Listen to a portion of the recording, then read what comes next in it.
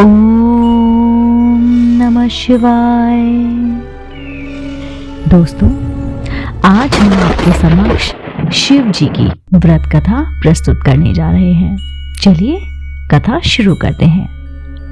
एक समय की बात है, अमरपुर नामक नगर में एक धनवान व्यवसायी रहता था। उसका व्यापार बहुत दूर तक फैला हुआ था। यहाँ के सभी नगरवासी उसका बहुत ही आदर सम्मान किया करते थे।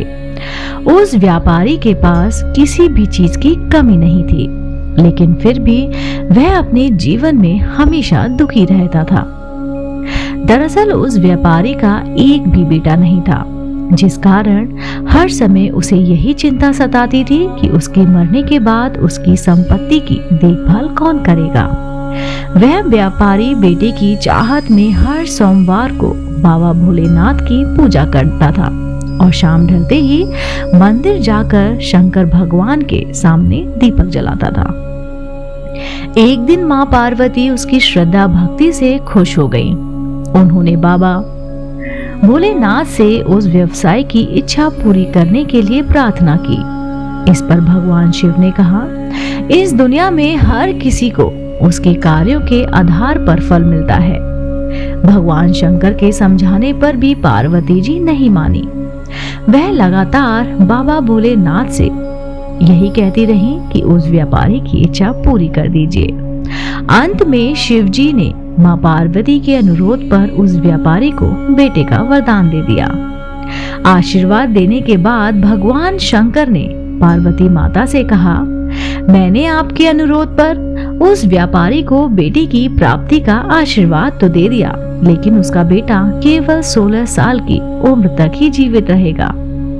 यही बात भगवान शिव ने उस व्यापारी के सपने में जाकर उसे बताई। वरदान पाकर व्यापारी प्रसन्न था, लेकिन बेटे की उम्र 16 साल की ही होगी सोचकर फिर दुखी हो गया। वह पहले की तरह ही हर सोमवार को भगवान शंकर की पूजा करने लगा। कुछ महीने बीतने के बाद उसके घर में एक बच्चे ने जन्म लिया, जो बहुत ही सुंदर था। उसका नाम अमर रखा गया। बेटे के जन्म के साथ ही व्यापारी के घर में खुशियां छा गई। बेटे के जन्म की खुशी में एक समारोह का आयोजन भी किया गया। इस जश्न के माहौल में व्यापारी अभी भी दुखी था। हर समय उसे यह डर लगा रहता था कि उसका बेटा अधिक दिन तक जीवित नहीं रह सकता। धीरे धीरे समय बीतता गया और उसका बेटा अमर 12 साल का हो गया। एक दिन व्यापारी ने अपने बेटे को अपनी पत्नी के भाई दीपचंद के साथ पढ़ाई के लिए बनारस भेज दिया। वाराणसी जाते समय रास्ते में जहां भी अमर और दीपचंद आराम करने के लिए रुकते, वहां वो यज्ञ और ब्राह्मणों के लिए भोजन की व्यवस्था करते जाते। कुछ दूर जाने के बाद अमर और दीपचंद एक नगरी पहुंचे। यहाँ नगरी के महाराज की बेटी चंद्रिका की शादी थी। उसके लिए पूरे नगर को दुल्हन की तरह सजाया गया था। ठीक उसी समय बारात भी वहां आ गई। इस समय लड़के का पिता बहुत परेशान था, क्योंकि उसके बेटे की एक आंख खराब थी। उन्हें डर था कि अगर लड़की वालों को यह बात पता चल गई तो वे शादी तोड़ देंगे। तभी उनकी नजर अमर और दीपचंद पर पड़ी। लड़के के पिता के मन में तुरंत ये ख्याल आया कि क्यों ना अमर को ही दूल्हा बनाकर शादी के मंडप में बैठा दिया जाए। एक बार जब उसका विवाह राजकुमारी से हो जाएगा तो फिर उसके बाद उसे कुछ पैसे देकर वहां से विदा कर देंगे। फिर राजकुमारी और अपने बेटे को अपने घर लेकर आएंगे। लड़के के पिता ने बिना देरी किए दीपचंद से इस बारे में बात की और धन का प्रस्थान रखा। दीपचंद ने पैसों के लालच में आकर तुरंत हाँ बोल दिया और अमर को दूल्हा बनाकर मंडप में बैठा दिया गया।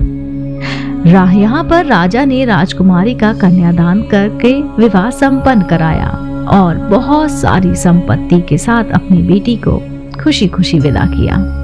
शादी के बाद जब अमर वहां से लौट रहा था तो उसे लगा कि झूठ बोलना सही नहीं है और उसने राजकुमारी चंद्रिका के दुपट्टे पर सारी सच्चाई लिख दी। अमर ने लिखा, प्रिय राजकुमारी चंद्रिका, तुम्हारे साथ छल हुआ है। तुम्हारा विवाह मेरे साथ कराया गया है। मैं एक व्यापारी का पुत्र हूँ और फिलहाल पढ़ाई के लिए वाराणसी जा रहा हूँ। तुम्हारी शादी जिससे तय हुई थी उसकी एक आंख खराब है।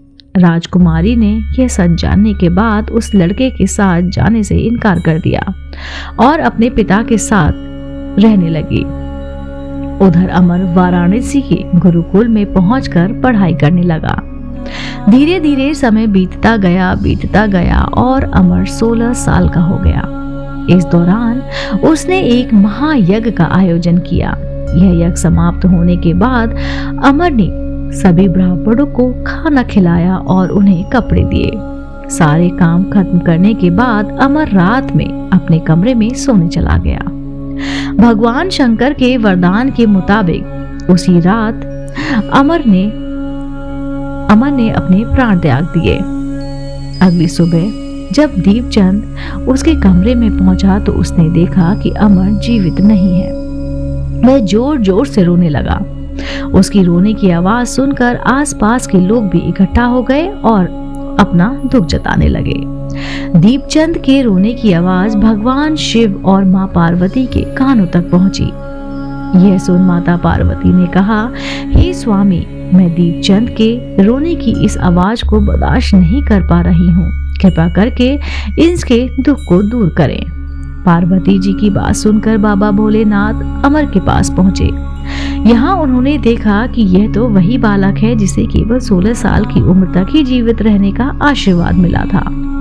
इसके बाद भगवान शिव सीधा माँ पार्वती के पास पहुंचे और कहा, हे गौरी, मरने वाला बालक उसी व्यापारी का पुत्र है। इसने अपनी उम्र पूरी कर ली है। यह सुन माता पार्वती ने भगवान शिव से एक बार फिर से आग्रह किया। उन्होंने कहा, स्वामी, आप कृपा करके इस बालक को दोबारा जीवित कर दें। इसे मृत देख इसके माता पिता भी अपने प्राण त्याग देंगे। माता पार्वती ने बाबा भोलेनाथ को याद दिलाया कि अमर के पिता उसके सबसे बड़े भक्त हैं। कई सालों से वे हर सोमवार को उनकी पूजा करते आ रहे हैं। माँ गौरी के अनुरोध पर भगवान शंकर ने अमर को जीवित होने का आशीर्वाद दिया और अमर दोबारा से जिंदा हो गया। कुछ समय बाद जब अमर की पढ़ाई पूरी हो गई तो वह अपने मामा दीपचंद के साथ वापस अपने गांव चला गया। चलते चलते दोनों उसी नगरी में पहुंचे जहां राजकुमारी चंद्रिका से उनका विवाह हुआ था। यहाँ पहुंचकर अमर ने एक महायज्ञ किया। तभी पास से गुजर रहे उस नगर के महाराज ने महायज्ञ होते हुए देखा। महाराज ने एक ही पल में अमर को पहचान लिया और महायज्ञ में वहां पे शामिल हुए।